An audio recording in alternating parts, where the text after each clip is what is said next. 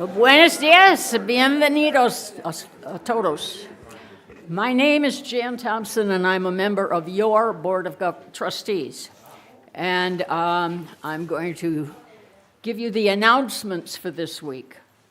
Rev Rod just reminded me that Christmas Eve we'll have a service here. It is at 5 o'clock. And the more of you who bring some cookies to share, the better our hospitality after the service will be. It's spring adult enrichment time, and the registration table is out in the lobby. Pick your course, fill out your application, and put your money in an envelope.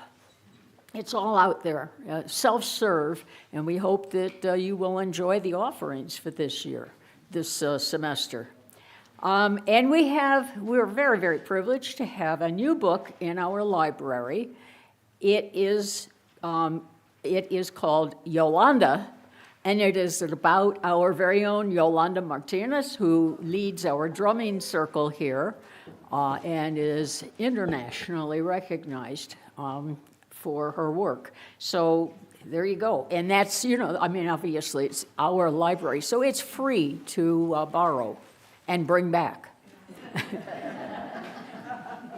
The Tombaugh Gallery show, Wearables, continues until including December 29th, next Sunday. Next Sunday is the last day for that show. And there are some very nice offerings in there. Made by local people, including two of our church members, Nancy Anderson, the Reverend Nancy Anderson, not the irreverent Nancy, and Carol Cassavant. Christmas Day, I have a dozen people signed up so far, and I hope for more, to join us if you're in town. For lunch, 1 o'clock at Asian Buffet. The Chinese, eating Chinese on Christmas Day is a tradition of mine. And of Jews. We'll find a lot of Jews there, including some who are joining us.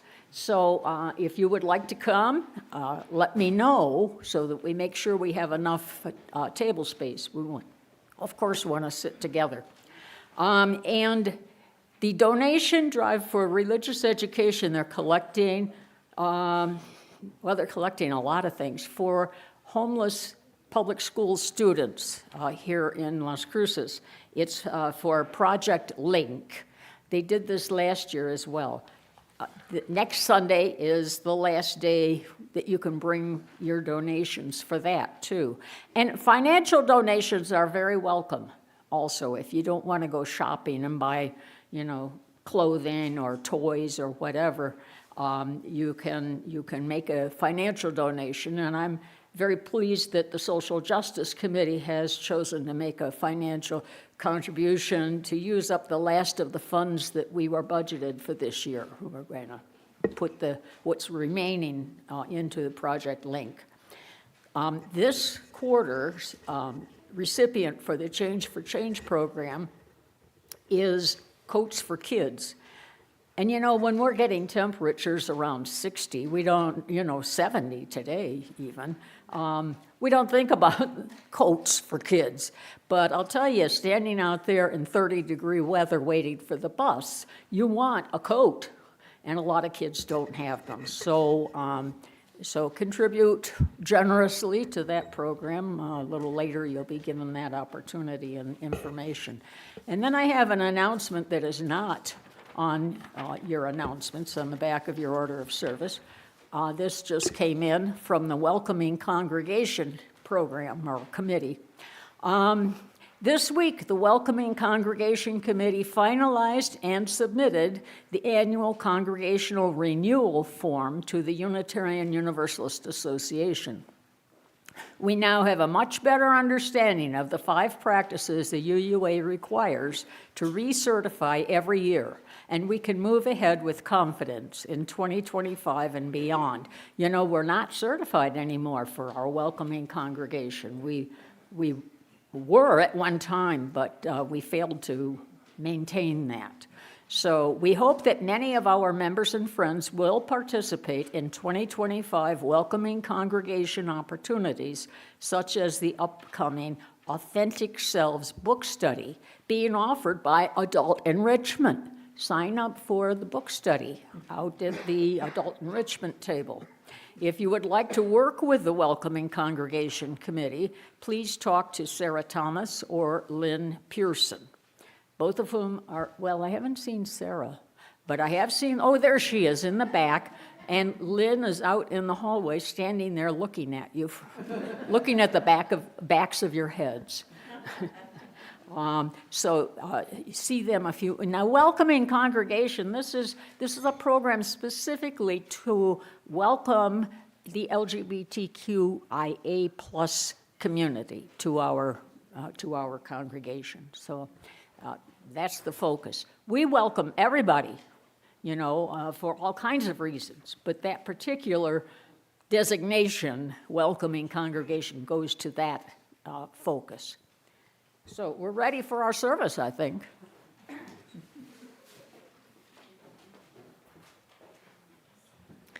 Good morning. Good morning. And welcome. It's so wonderful to see you today, see so many of your faces today. I'm Catherine Massey, Director of Music. Today we'll begin with a song that if you haven't sung earlier this month, you might look around and say, why do these people know this song? Because we've been singing it each Sunday this month.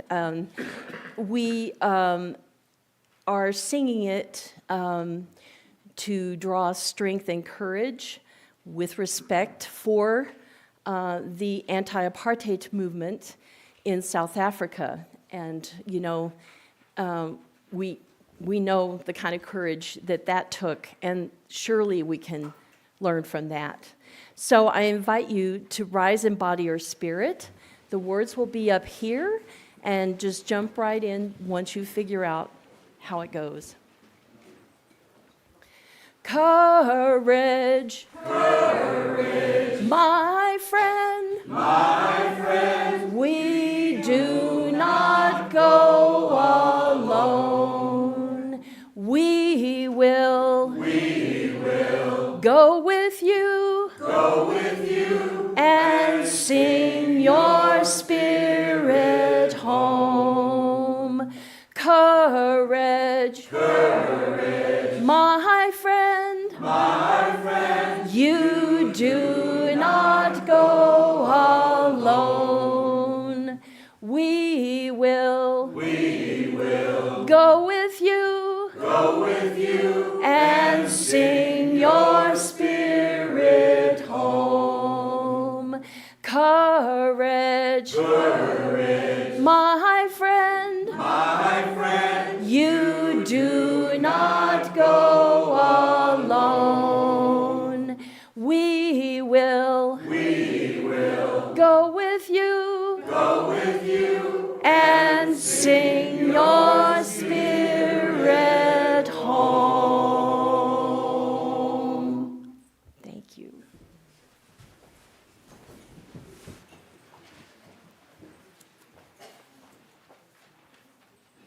Good morning, church. Good morning. Welcome to the home of the Unitarian Universalist Church of Las Cruces. We welcome those of you who are in the sanctuary, especially the children. Yes. And those of you who are joining us via streaming technology. As you heard, I am Haney Pearson, your service associate today, and with our minister, Reverend Rod Thompson, you have the halt and the lame up here dealing with this morning. Catherine is our director of music, and she's joined by the UUCLC choir. We have Kelly Ingram as our director of religious education. Have Elwin Nunn on camera, Mike Yasko on graphics and streaming technology, and Claire Neer Wallace on audio.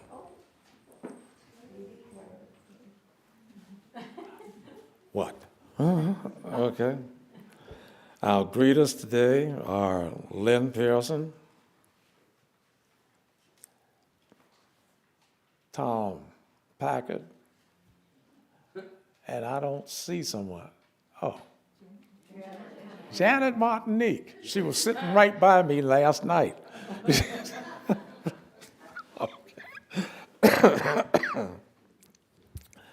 And the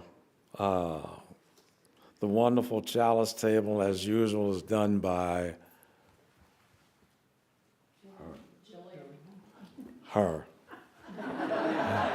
And Diane Lee. Okay. And hospitality is being offered by the Richlands Covenant Group. We are all okay, yeah, she's bopping. We are all delighted to be with you today. If you are visiting today, we'd like to meet you. If you will stand and introduce yourself, but wait for the microphone. That doesn't travel. All right.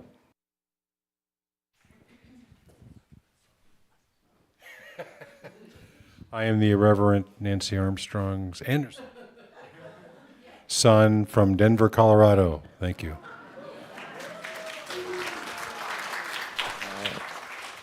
Do we have any other brave souls? All right. Hi.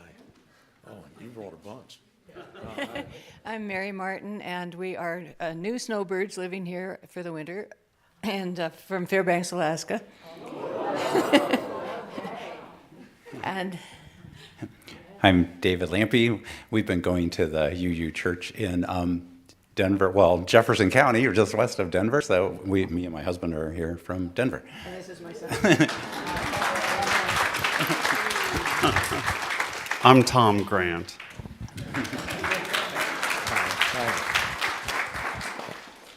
Well, isn't that nice?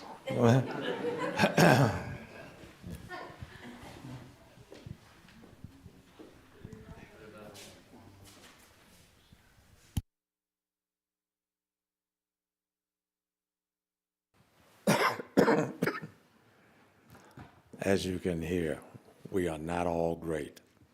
We are pleased to have you join us this morning. If you are a shy visitor, please fill out our visitor's card in the lobby, and we can be able to contact you and let you know about other opportunities here at the church. Unitarian Universalism has neither creed nor dogma. We are a covenant-based church,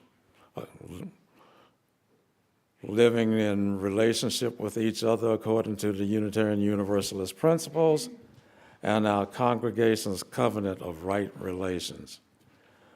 As said before, we embrace diversity in all its forms, as everyone is welcome.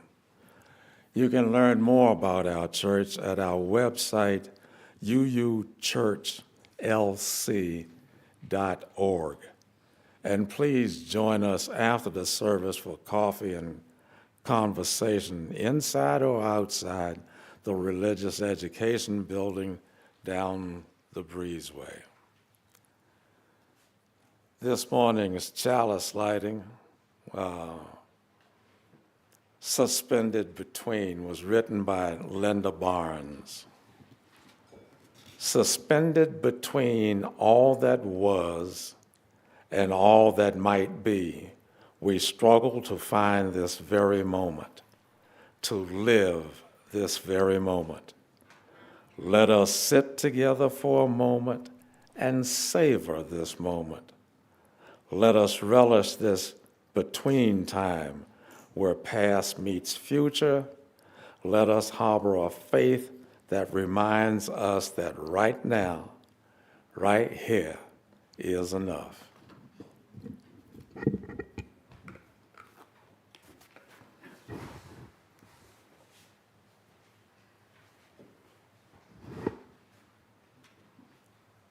This is the fourth Sunday of Advent, and so I am going to light all 4 candles after I say this.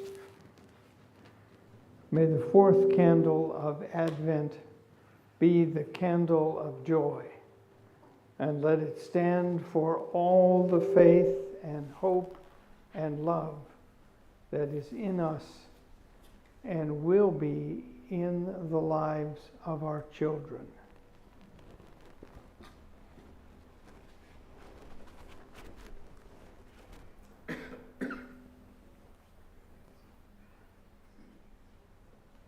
Well, come on.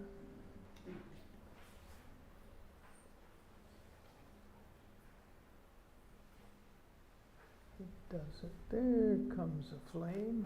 Okay.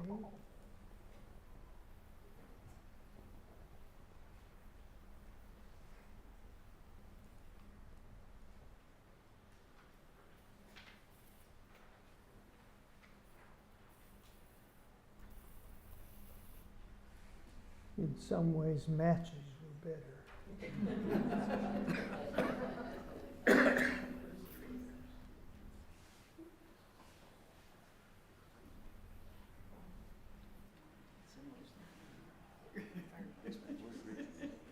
I'm going to try the other one.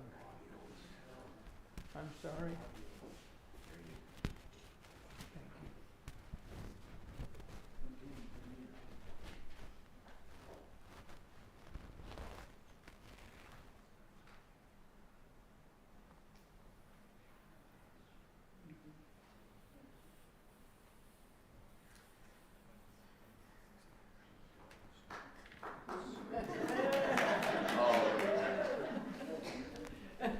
There are 2 more to go, and the first one went out.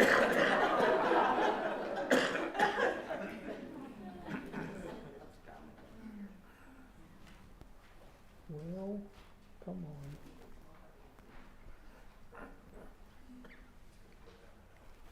I'll tell you what. There you go. Yeah. Let's just imagine that they're all lighted.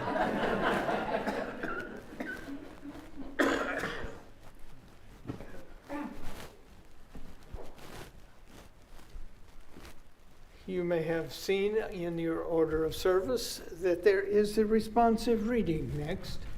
If you have a hymnal, it's way back at the back, 653, but the incomparable Michael will put it on the screen for us.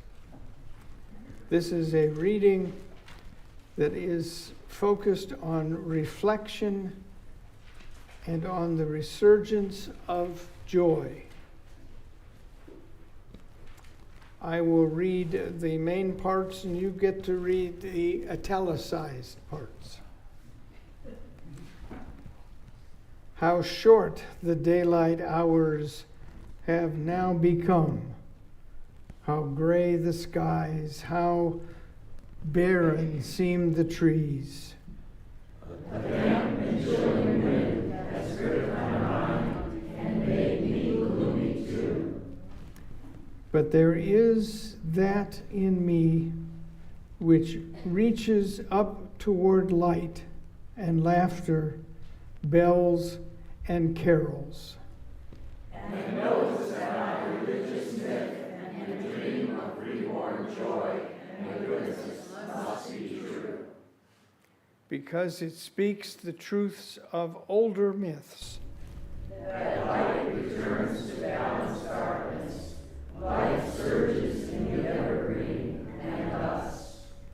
The babes are hope and saviors of the world, as miracles abound in common things.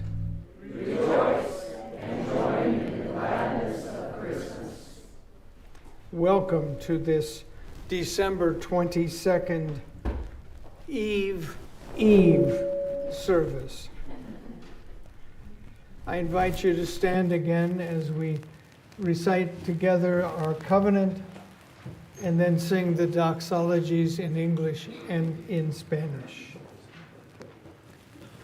Love is the doctrine of this church.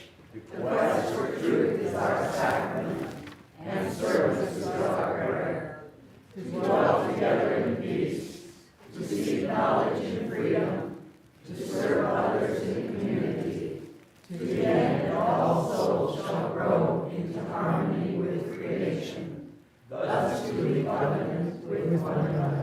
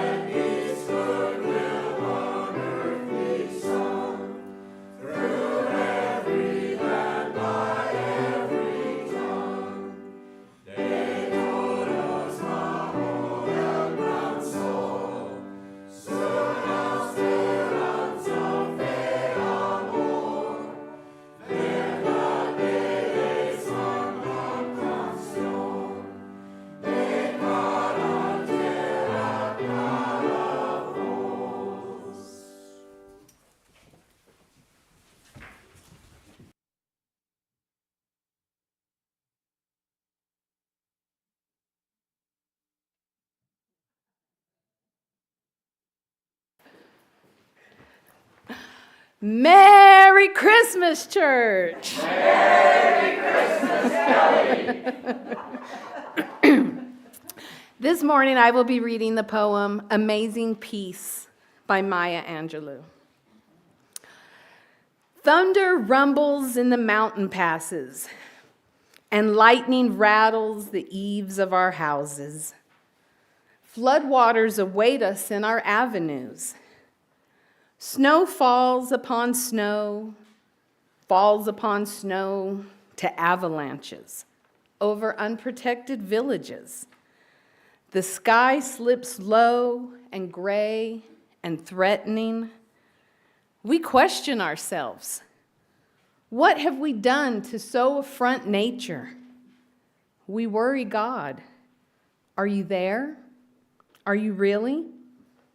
Does the covenant that you made with us still hold? Into this climate of fear and apprehension, Christmas enters. Streaming lights of joy, ringing bells of hope, and singing carols of forgiveness high up into the bright air. The world is encouraged to come away from hatred, to come the way of friendship. It is the glad season. Floodwaters recede into memory. Snow becomes a yielding cushion as we make our way to higher ground. Hope is born again in the faces of our children. It rides on the shoulders of our aged as they walk into their sunsets. Hope spreads around the earth, brightening all things, even hate, which now crouches in corridors. In our joy, we think we hear a whisper. At first, it is too soft, then only half heard. We listen carefully as it gathers strength. We hear a sweetness. The word is peace. It is loud now. It gets louder. We are thrilled by its presence. It's what we have hungered for. Not just the absence of war, but true peace. Security for our beloveds and their beloveds. We clap hands and we welcome the peace of Christmas. We beckon this good season to wait a while with us. We Baptist and Buddhist, Methodist and Muslim, we say, come, peace. Come and fill our world with majesty. We, the Jewish and the Janist, the Catholic, the Confucian, implore you to stay a while with us so that we may learn by your shimmering light how to look beyond complexion and see community. It is Christmas time, a halting of hate time. At this holy instant, we celebrate the birth of Jesus into the great religions of the world.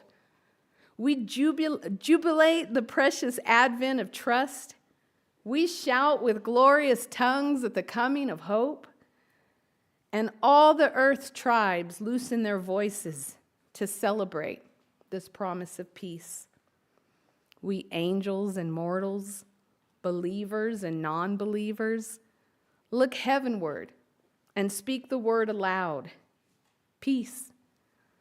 We look at our world and we speak the word aloud, peace. We look at each other and then into ourselves, peace. And we say without shyness or apology or hesitation, peace, my children, peace, my sister, peace, my brother, peace, my congregation, peace, my soul. Thank you.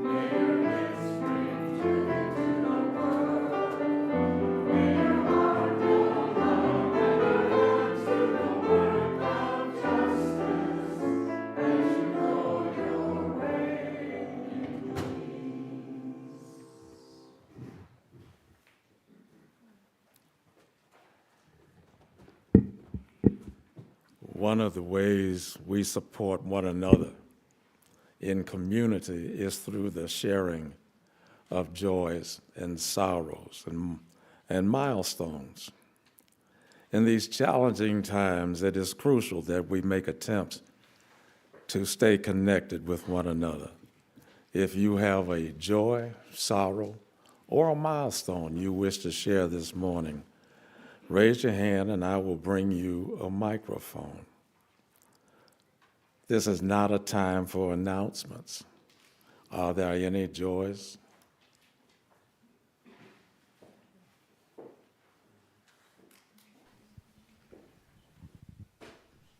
Oh, I have a joy. My son is coming in from Chicago in a few hours, spend Christmas with me, and I have the most ridiculous, overly done Christmas tree, which is a joke and a fabulous vision in my living room. Happy Merry Christmas.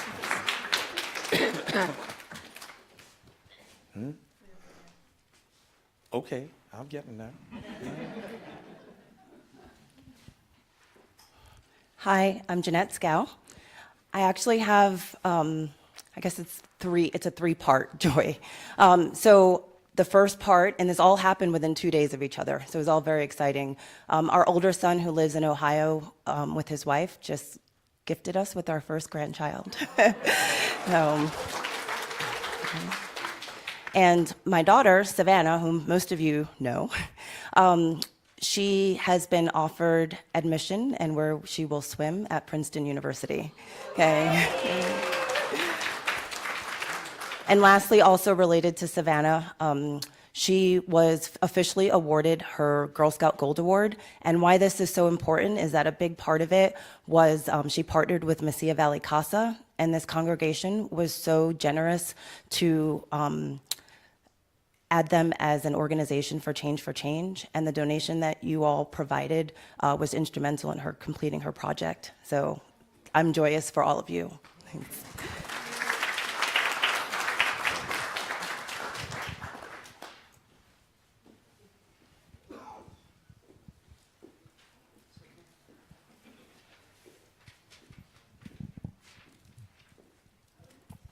Hello, I'm Jane Ash, and my great joy this morning is that I want to give a great big thank you to our wonderful UU members that we can always count on, who showed up to a very special public protest against a state law that allows landlords to evict their tenants with 30 days notice, with no cause.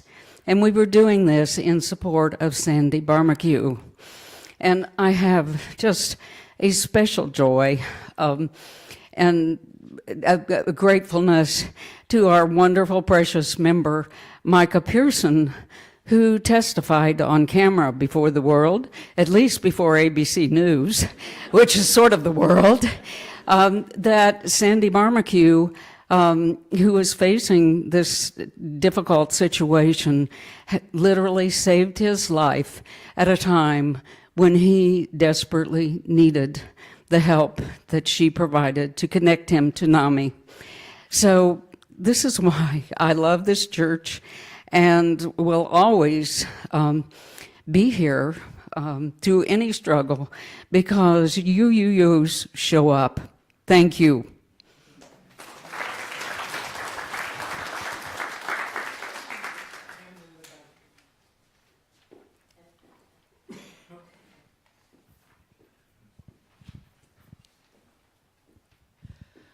I'm Rabbit Loring. I don't know if this is a sadness or a joy. My son Kevin is in the hospital. They didn't quite know what was wrong, but they're finding out it was an infection, and he's getting better. So that's the joyous part, getting better.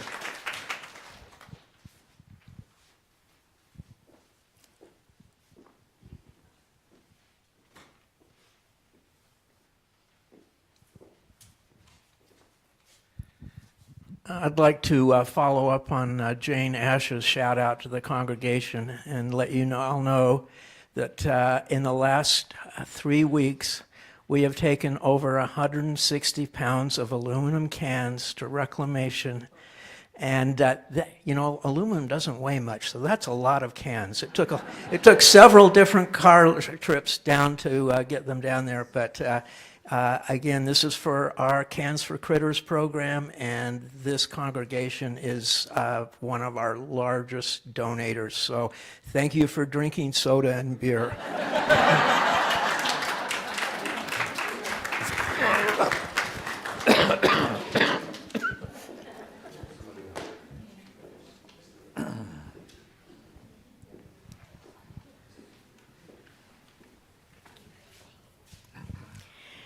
Hello, good morning. My name is Cindy Curry, and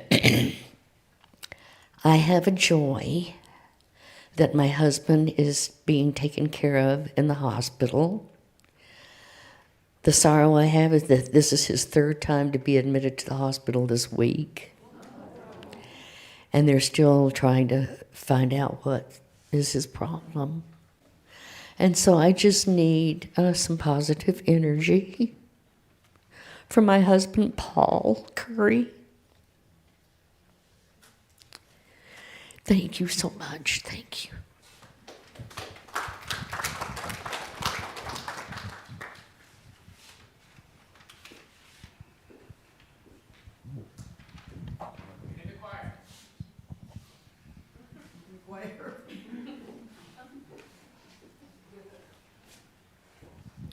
I'm grateful for the return of light past the solstice and the wonderful ceremonies last night by the pagan group, the Cups group here, to recognize this celebration.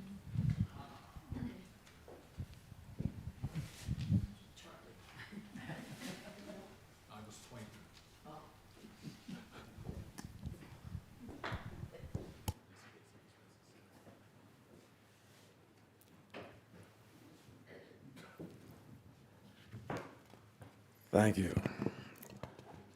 I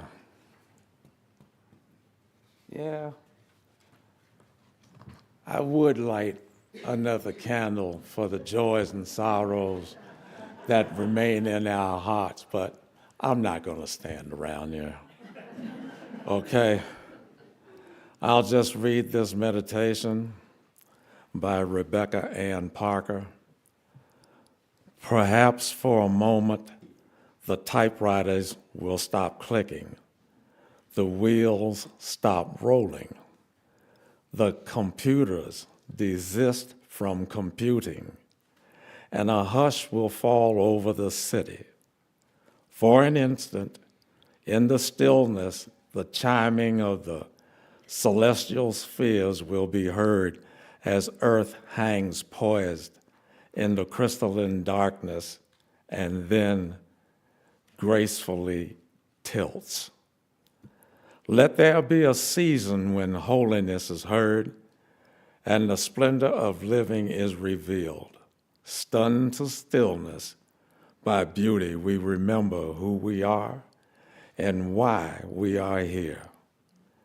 There are inexplicable mysteries. We are not alone. In the universe, there moves a wild one whose gestures alter Earth's axis toward love. In the immense darkness, everything spins with joy.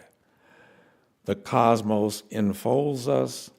We are caught in a web of stars, cradled in a swaying embrace, rocked by the holy night, babes of the universe. Let this be the time we wake to life, like spring wakes in the moment of winter solstice.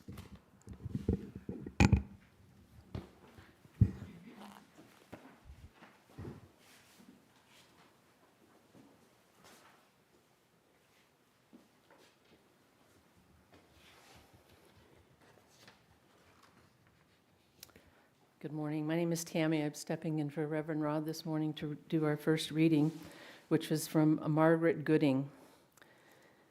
They told me when Jesus was born, a star appeared in the heavens above the place where the young child lay.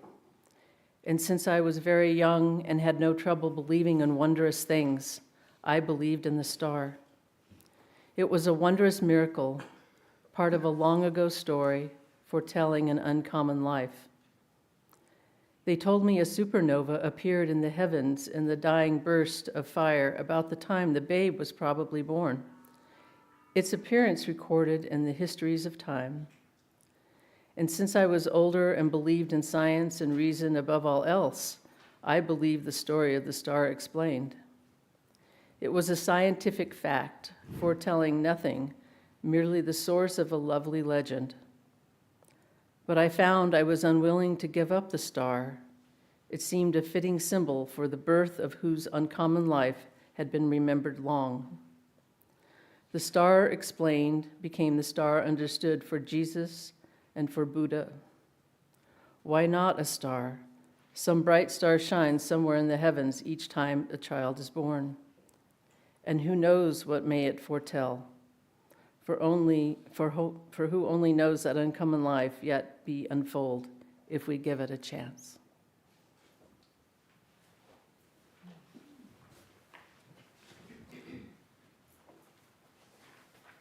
I think we get to stand up and sing.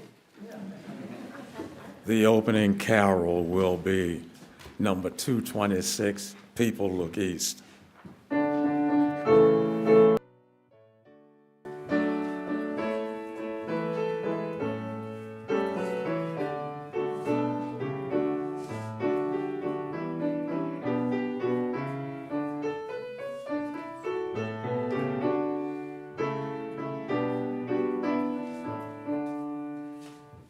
Of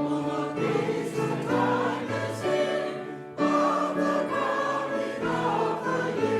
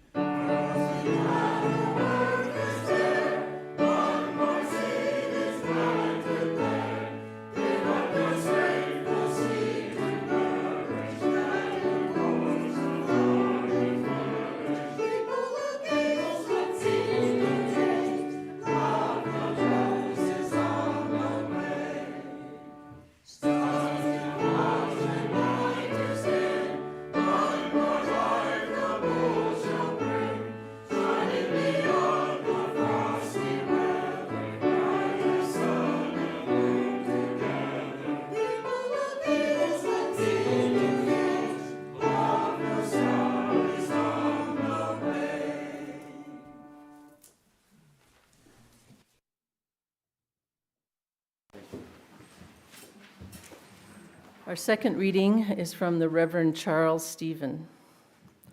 Oliver Cromwell once ordered the heathen celebration of Christmas ended in England. The New England Puritans, of our religious forebears, also objected to the celebration as well, and in 1659 passed a law setting a fine on anyone found observing such a day as Christmas, whether by forbearing labor, feasting, or any other way. But Christmas survived all efforts to subdue it. Cromwell and the New England Puritans were right, of course, about the heathen pre-Christian origins of Christmas, but they were wrong in trying to disavow it because of those origins. Its beginnings made it more universal, and those of us who have a touch of the heathen upon us can find good meaning in this season. Scrooge, after all, was converted and promised, "I will honor Christmas in my heart and try to keep it all the year." And so can we, whatever our theological beliefs, for Christmas is so much more than theology, so much more than the Bethlehem legends. It is as ancient as the awareness of the winter solstice, as contemporary as the inner need of each of us who has hope and dedicated ourselves to peace upon earth and within the hearts of men and women of wonder and the birth of new ideas and new love.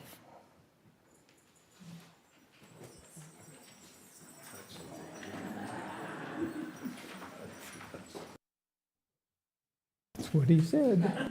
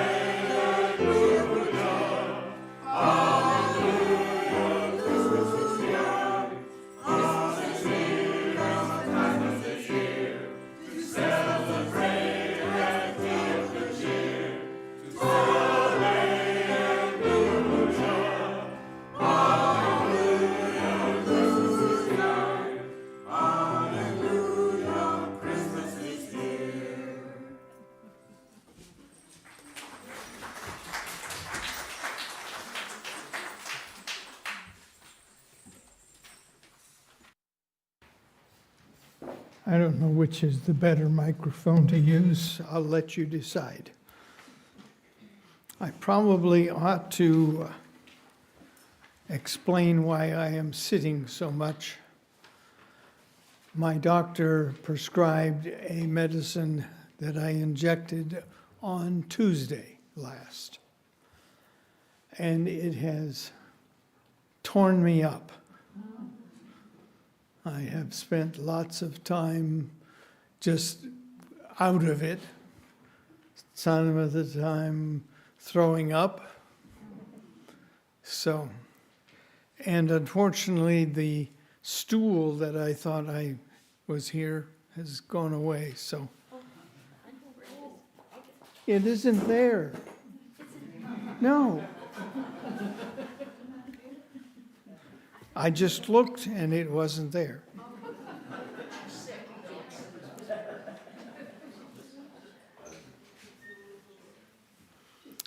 Okay. She's probably going to find one for me.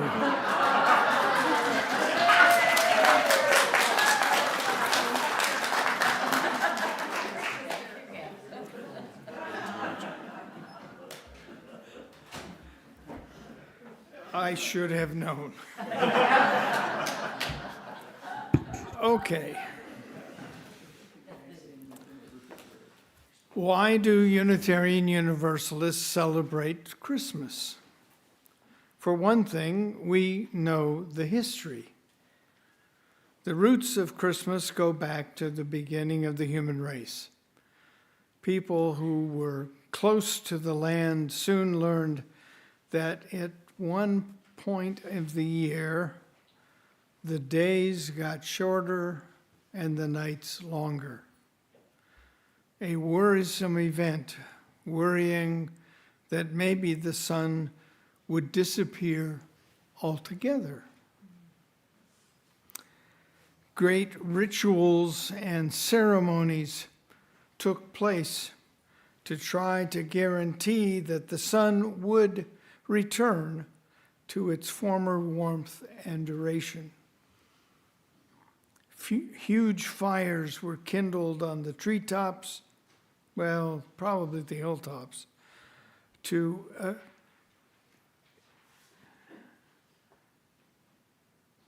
try to convince with light and warmth to the retreating sun,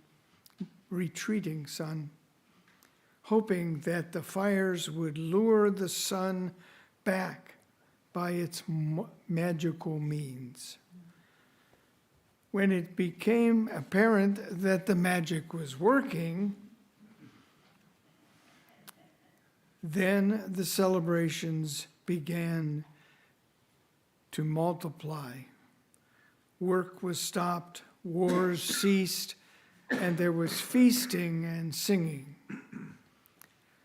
Even before formal calendars were created, it should be noted that this winter solstice almost became the end of the year, and the climb toward spring became a new year.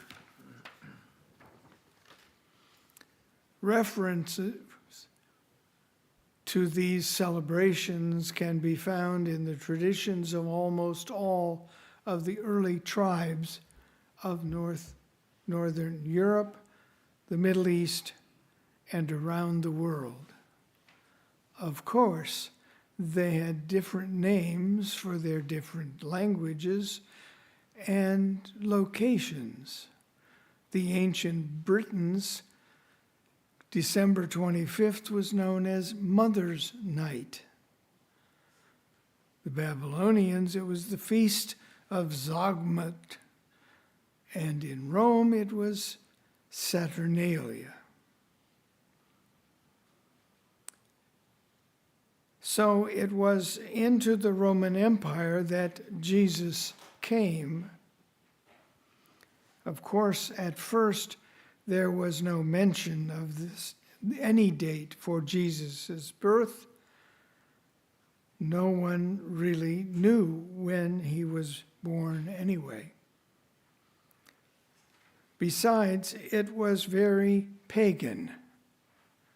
No one really knew anything about birthdays, and it was only desirable for those who were not yet Gesians. When this objection to celebrating birthdays waned and Jesus had become a big celebrity, these new Christians decided they better start celebrating Jesus' birthday too. In determining the date of this celebration, at first they relied on numerology and astrology and came up with March 28th, April 2nd, and May 20th, perhaps believing that spring seemed to be the best time for a Savior to be born. In fact, many spring, let me start that sentence again. In fact, maybe spring was in the minds of those who first told the story of the shepherds and the angels. I'm told that in the area around Bethlehem, shepherds were in their fields from mid-March to mid-November, not in the cold midwinter. A later tradition began to transform the birth to the winter, to January 6th. That's when the Greek part of the Roman Empire celebrated the feast of Dionysus. And there were some celebrations of that day. In taking over an already established occasion in this way, the Christian leadership showed a fine perception of the way in which the human mind works. Revolutions, whether political, social, or religious, never destroy the previous parts entirely. The old ways kept coming back. The wisest innovators have always tried to preserve as much continuity as they could without impairing their purposes. I've got to get a drink here.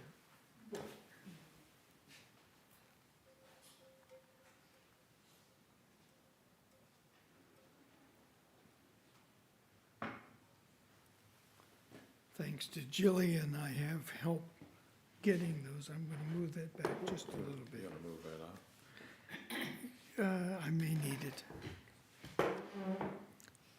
January 6th was fine for the eastern part of the empire, but when Christianity became the official religion of the Roman Empire, things shifted toward Rome.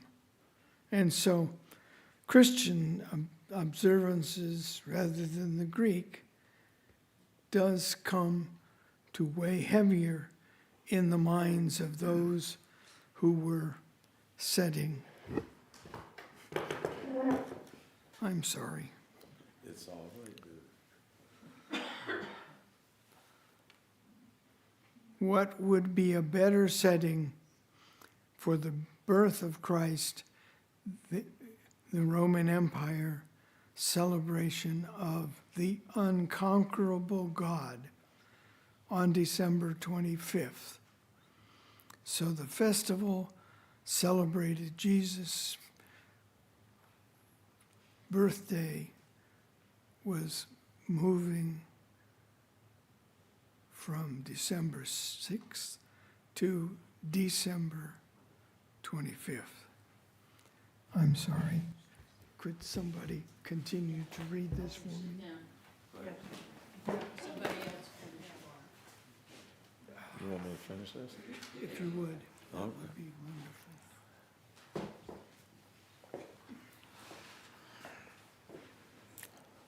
And the rest, they say, is history. Not a simple history, to be sure. Not everyone wanted to change. In fact, some still insist on January 6th as the date of Christmas. The ways Christmas has been celebrated, or even if it was celebrated, have changed and rechanged over the last 2,000 years. Even the two traditions that we UUs represent could not agree when they first came to this country. The Unitarians, reflecting their Puritan heritage, refused to celebrate Christmas at all for several decades. The Universalists, with their Methodist and Baptist backgrounds, were definitely celebrators. Skipping a few centuries at the beginning of the 20th century, UU theologies were shifting to humanism, moving away from our Christian roots and celebrations and doing away with what we call the birth myth. It has taken us another 100 years to again embrace those discarded myths. One example is these words from Donald Jacobson. As a religious humanist who no longer believes in the virgin birth, I have given many reasons why I still celebrate Christmas. I have pointed to the fact that this is the time of the winter solstice, that it has been a time of celebrating the return of light since prehistoric times. I have highlighted the customs of other cultures and other religions at this time of year.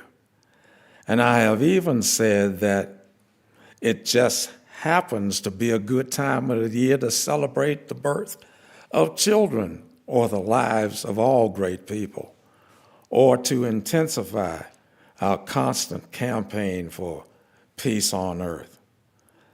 But there's no getting around it. In our culture, Christmas is celebrating the birth of Jesus. And I am strongly attached emotionally to a host of things connected with Christmas in which I no longer believe. I no longer believe in the words of most Christmas carols, cantatas, oratorios, and I find the theology on which they were based morally repulsive. But I not only like to hear them, I love to sing them.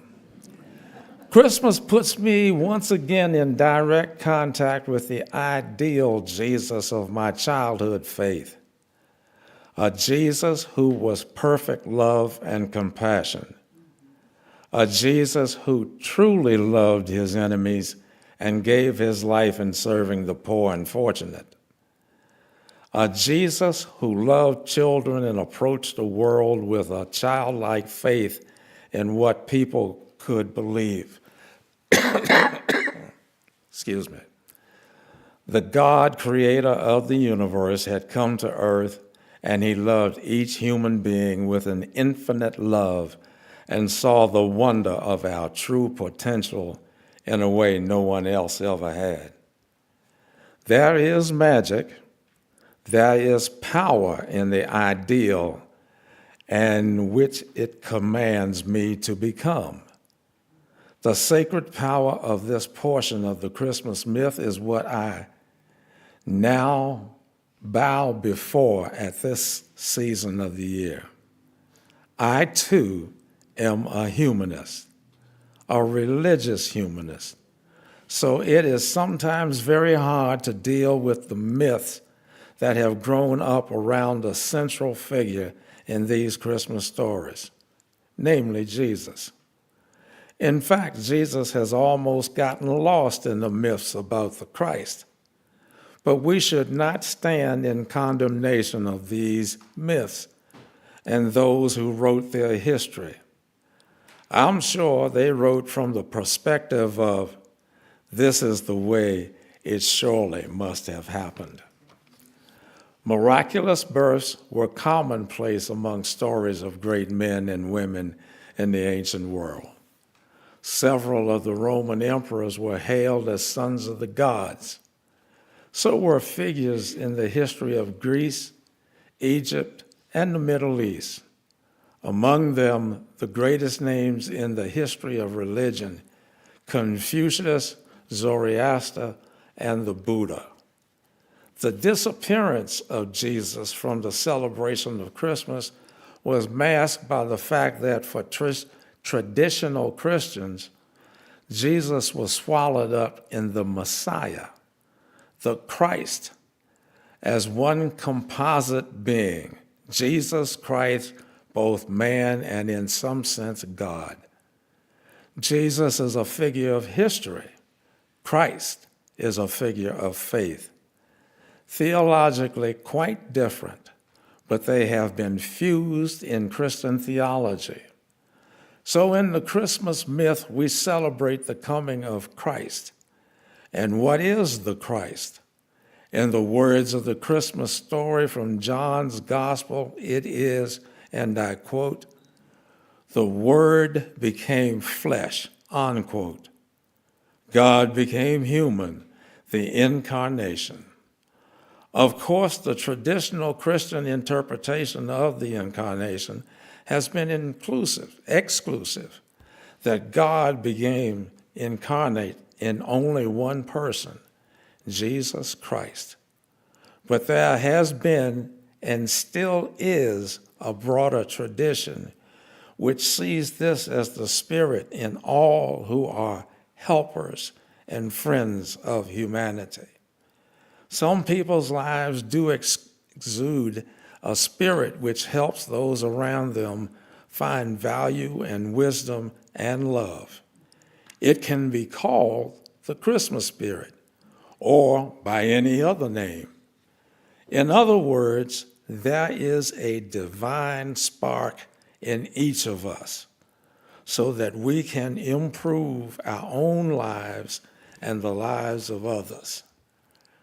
Different people realize this process in different ways.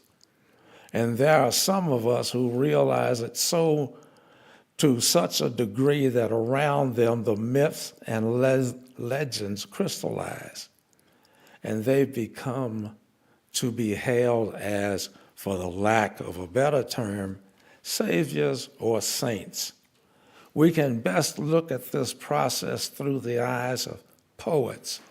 For after all, only a poet can give satisfactory expression to it. That's why the poetry of Christmas is more satisfying than the theology. Pardon me.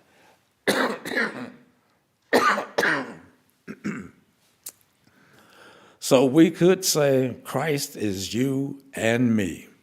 The universal truth is, for me, the innermost core of the meaning of Christmas. And it is one in which Unitarian Universalists can fully share. In fact, it was a great Unitarian, James Martineau, who said over a century ago, and I quote, "The incarnation is true not of Christ exclusively, but of humanity universally," unquote.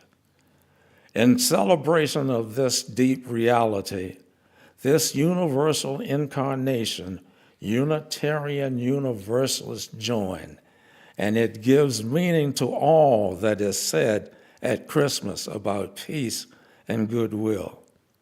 For it is upon these potentialities within humanity that peace and goodwill in the last resort depend. As long as I have mentioned peace and goodwill, I also mention other major aspect of Christmas that I think we UUs can identify closely with. And it goes all the way back to those earliest winter solstice feasts, celebrating the prospect of the returning sun, hope. Christmas can be like those fires lighted in the darkness by ancient men and women in the hope of bringing back the sun. The Christmas spirit gives us hope, hope that maybe we'll find a way to keep from blowing ourselves into oblivion, hope that we'll be able to feed all the people in the world, hope. Maybe it is only a small light in a large darkness, but it is there. And that hope, too, grows out of the incarnation and the value of the earth and the human. If we value the earth and humanity, there is the hope that we'll find a way of keeping it all intact. That is why Unitarian Universalists celebrate Christmas.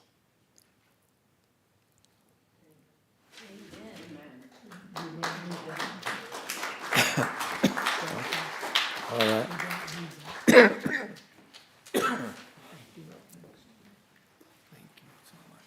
All right. Now we'll go. The operation and outreach of our church needs your input and your contributions. This is the perfect time to think about what you can give back. In a moment, the greeters will move among you with the offering baskets. Please give generously. Also remember that the Change for Change program we have, that the quarter's recipient for our Change for Change donations is Coats for Kids. You can give to them by putting your change in the basket or by writing Change for Change on the note line of your check. Please give generously.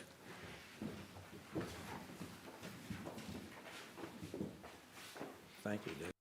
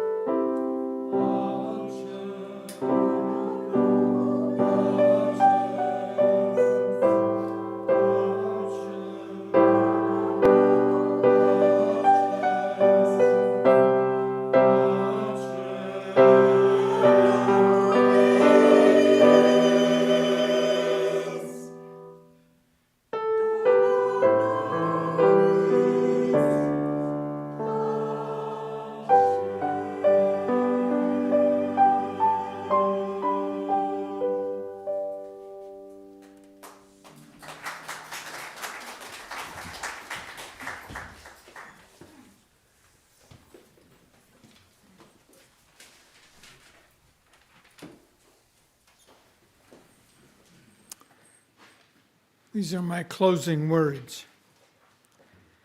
As you think about why you celebrate Christmas, I have a wish for you. I wish for you, all around you, people who love easily and forgive quickly. Those whose eyes are stars when you are night. I'm sorry. Will you read it for me? All right. Stars when you are night. Whose eyes are stars when you are night, whose voices are trumpets when you are silence. I wish for you all around you, people who are gifts in themselves and whose presence in your life is an all year long present with it. S.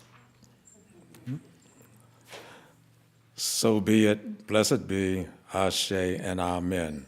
The closing hymn is number 245, Joy to the World. Would you stand as you are willing?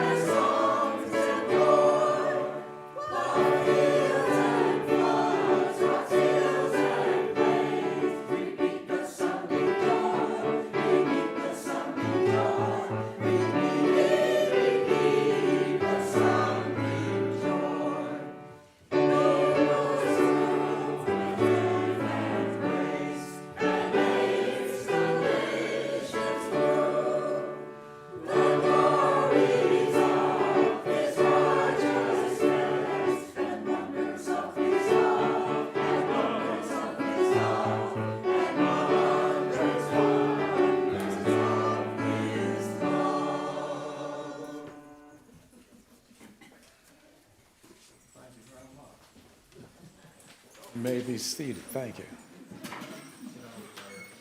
Would you please repeat with me the words for extinguishing the flame? We extinguish this flame, but not the light of truth, the warmth of community, or the fire of commitment. These we carry in our hearts until we are together again. Can you walk out?